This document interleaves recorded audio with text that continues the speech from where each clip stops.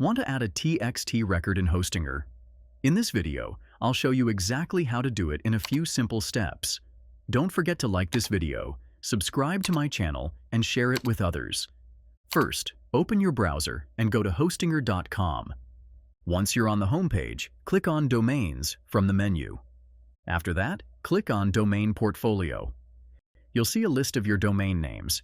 Come to the domain you want to manage and click the Manage button attached to it. This will take you to the Domain Overview page.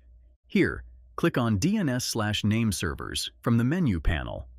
Now, scroll down a little until you see the Manage DNS Records section. Under this tab, change the type of record to TXT. You'll then see an Add Record button also. Click on it to add the TXT record. That's it. The TXT record will now be visible in the record log below it. And if you want to get a discount on Hostinger, use my affiliate link in the description for an exclusive discount. I hope this video helped. If so, make sure to like, subscribe, and share with others. See you in the next video.